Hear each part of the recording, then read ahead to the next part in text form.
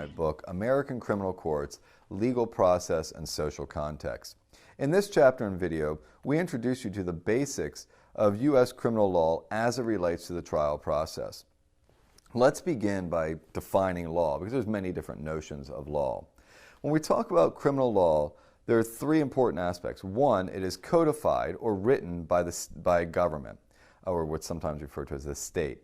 Second, the people within that jurisdiction must follow that law. So a law written in Georgia does not apply to people living in North Carolina. And third, the agents of the government have the power and the authority to enforce that law with the use or threat of punishment. So there's three things with the law. It's codified, it applies to the people within that jurisdiction, and it is punishable by the agents of the state. Now, the types of law vary tremendously, from, on the largest side, constitutional law, down to local ordinances and zoning laws. We're going to be looking only at criminal law, though, in this book and video. Law related to the criminal justice system has two main types. One is substantive law and the other is procedural law. Substantive law defines particular acts as crime and specifies the punishment for offenders. This is what tells people what they cannot do and what will happen to them if they are caught doing it. Procedural law, on the other hand, only applies to criminal justice system practitioners, and it tells them what they can do, what they cannot do, and what they must do when writing substantive laws, when arresting people for allegedly violating the laws, when prosecuting people, adjudicating people, and sentencing people. So this is what regulates the criminal justice system. But let's look only at substantive law for the time being. Substantive law creates the boundaries around the criminal justice system. If something is outside of those boundaries, the police can't do anything, the prosecutor can't do anything, the judge can't do anything. Once somebody pierces that veil, though, then the criminal justice system is activated. Let's take a few examples of this, because there's a lot of harmful and immoral things that the police can't do anything about. Somebody can smoke every day 3 packs of unfiltered cigarettes and have no health insurance. And that person will end up in an emergency room, and we'll all pay for that. But we can't do anything about that. Somebody can buy pornography, which many people find immoral. Somebody can burn the American flag. In all of those cases, police can sit there and watch that happen and can't do anything about it. Prosecutors and judges can't do anything about it. However, in most states, if somebody smokes a marijuana cigarette, then the police can make an arrest, the prosecutor can prosecute, and the judge can adjudicate the person guilty and sentence the person sometimes to prison. The difference between these four behaviors has nothing to do with morality or public harm. It only has to do with what is written and prohibited by codified statutes, substantive law. Now, this law permeates the trial process.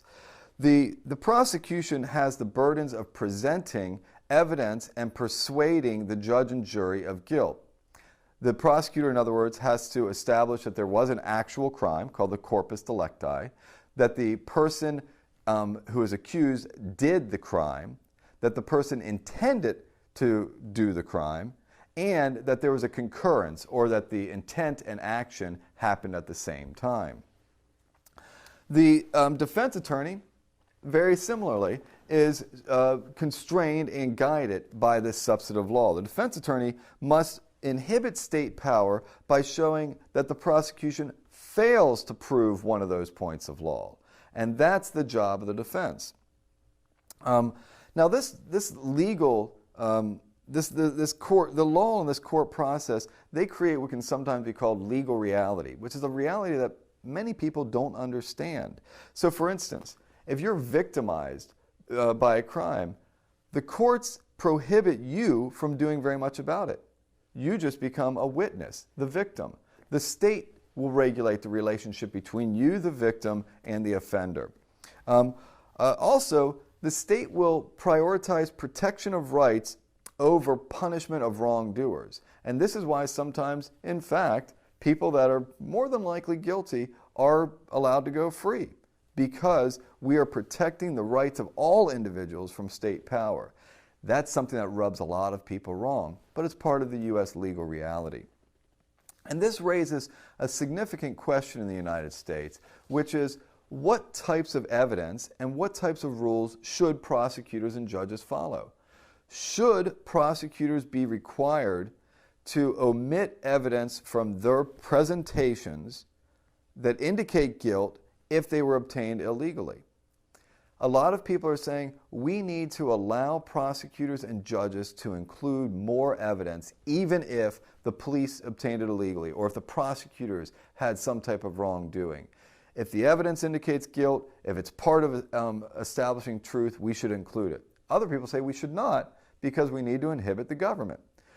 The Supreme Court in recent years has tended toward the former argument.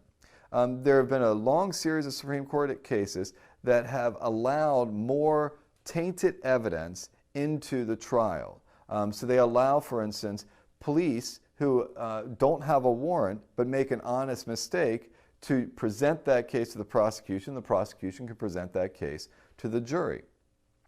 This is just one controversial example among many about how law and the trial process work together in adjudicating cases and meting out state power at the same time as inhibiting state power.